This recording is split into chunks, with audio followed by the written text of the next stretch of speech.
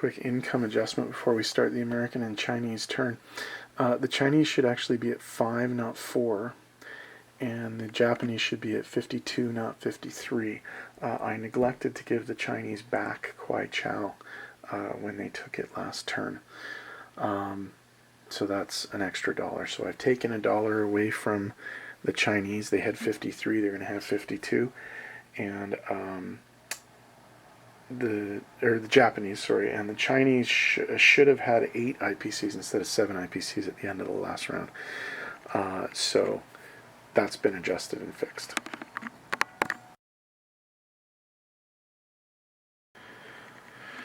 Okay, United States and China, turn 3. China has 8 IPCs to spend, not 7. That was the correction. But they are only going to spend 7. The Burma Road is open, so they're going to buy an artillery, and they're also going to buy an infantry for 7. They'll save an IPC for next turn. On the Pacific side of the board, the Americans have 23 IPCs to spend. They're going to buy an infantry for 3, and remember they get a discount on their boats, so for 14 they're going to buy 2 destroyers, and for 6 they're going to buy a transport. So that's 22, 25. No, sorry. That's 14 plus 6 is 20 plus 3 is 23, right? On the oh, I think I've got the math wrong on this too. So that's 23, that's 30, 33. So there's 5 IPCs left. You know what? I think I'll save the 5 IPCs for next turn. There's no reason to buy. Actually, you know what? I think I'll buy a submarine for the Americans on this side of the board. So that's 13, 20, 30, and 5, right? For the Atlantic side of the board. Okay, there are 3 attacks. 2 of them are China. China's walking into Hopei with an infantry from Kwai Chow.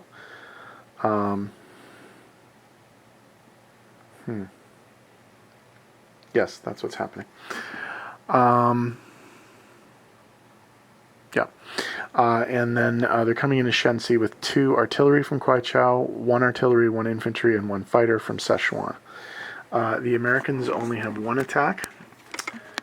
They're attacking C-Zone 16, the destroyer there, with a fighter and attack bomber from the carrier and a strategic bomber from Hawaii.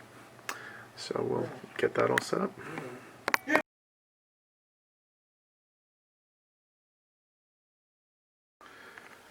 Okay, the battle for C-Zone 16, a fighter and a tactical bomber from the aircraft carrier USS Lexington, along with a strategic bomber from Hawaii, will be attacking the Japanese destroyer Fumizuki. So it's 2 4s and a 3.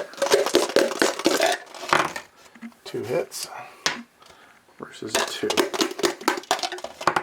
Miss. So the C-Zone is cleared and the Americans suffer no casualties. Okay, the battle for Shenxi.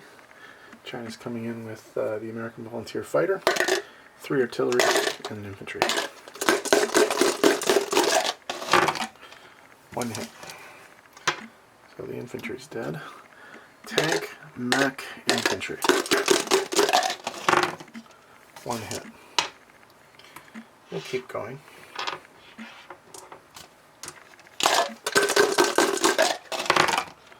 One hit. Mech. 2 hits. We'll go 1 more. Hit.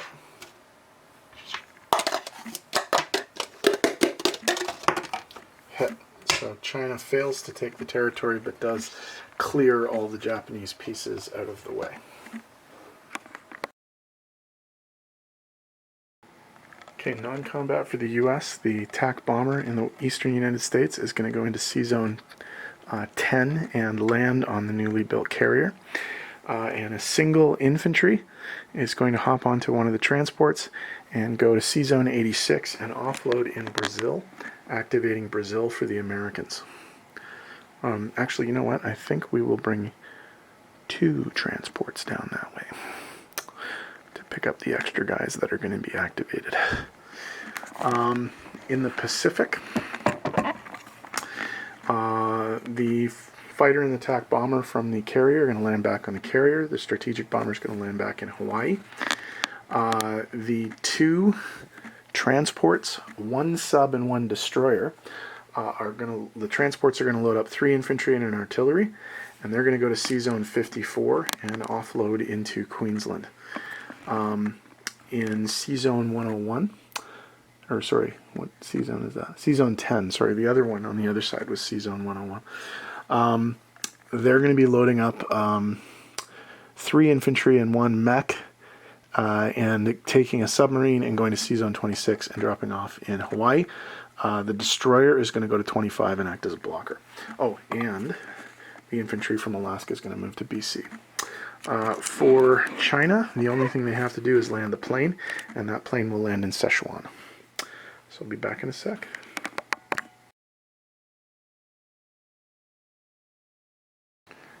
Okay, placement of new units for the Americans. New destroyer and submarine in 101. And new carrier in 101 as well. And remember that the and plane. The attack bomber had just landed there. For the Chinese, they're going to put an infantry and a artillery in Sichuan. Over here in the Pacific Theater, an infantry in Western United States, 2 destroyers, and a transport. In terms of income changes, the Chinese are going to go up 1 for liberating Hopei, and the Japanese will go down 1. And the Americans on the Atlantic side of the board are going to go up 2 for annexing Brazil.